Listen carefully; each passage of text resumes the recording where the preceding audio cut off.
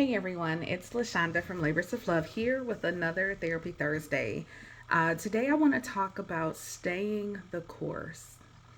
So recently I was given a no, and this no, obviously, when many of us make a request, and that request can be of someone personal, it could be an application of some sort. Maybe you're applying to a job, you're applying for funding, you're applying for whatever. That's a request. And when we make a request, we often make a request in anticipation and hopes that we get a yes. Well, I had a request and I was given a no. And I responded to this no very differently than I've responded to similar no's in the past, in the sense that my nervous system still felt sturdy and intact. I didn't get super upset. I said, okay.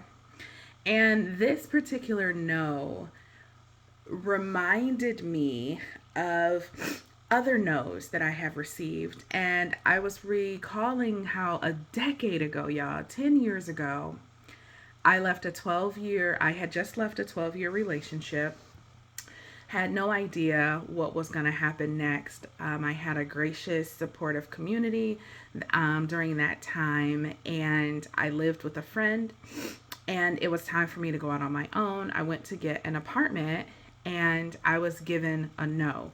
At that point, I can say I did not have a lot of financial literacy. I didn't even really understand credit or the ways in which my credit had been jeopardized in my previous relationship. So when I went to look for an apartment, I was given a no. I didn't even know that was a thing. Like, I thought if you could pay for it, you could live there. So I was given this no, and that sent me on a quest to find someone who would give me a yes. And I realized that at that time, um, I couldn't go with a property management company because they only saw me as a number. And so I found an individual who was willing to give me a chance. And so this particular no that I recently received caused me to think about that. And so I wrote my previous landlord a letter and sent it in the mail. And I thanked him for taking a risk, for seeing me as a person, not just as a number or just seeing, whatever was approaching him, but he saw me as an individual, as a person. And I then went on to help him understand what he had sold into.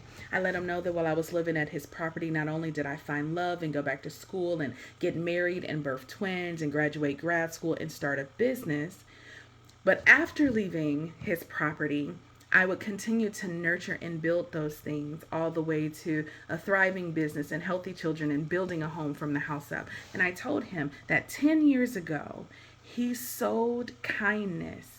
He saw me, and because of that, all of the contributions that I make in the world, he has a part in that legacy. And so I even sent the person who gave me the no an email recalling that story, because I got a no from an organization, but I got the individual saw me as a person and really tried to help me get that yes. And I wanted to let that person know that I can't wait for a decade to pass for me to find him, to send him a letter knowing that I remember people who sow kindness into me, and that, I'll remember that. But just because I got a no here doesn't mean that my legacy is going to be in any way altered. So that's it. Stay the course. 10 years ago, you could have showed me this video that I'm making right now and said, that's you in 10 years. And I would have been like, ain't no way. Ain't no way. I could not see this life that I'm living right now a decade ago, which was in fact the hardest time of my entire life.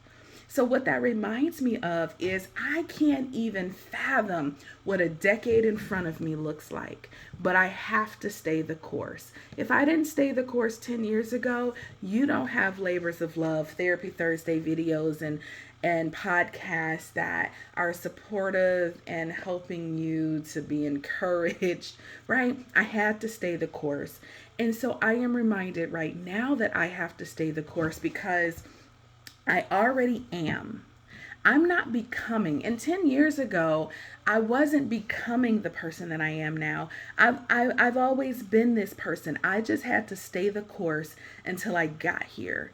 Went through the things that I went through, built the community, the tribe and support that I needed, and found those people, stayed the course, and here I am. So I am encouraged today, even though right now I'm going through a transition. I've been saying that, I've been sharing that. Haven't been explicit about what that looks like, in part because sometimes I don't know. But I know that I'm going through a transition right now, and I am reminded, and I am inviting future me to just send me love, support, and glimpses so that I can stay the course. The same way that I want to go back and talk to me 10 years ago and say, "Girl, I know it's hard.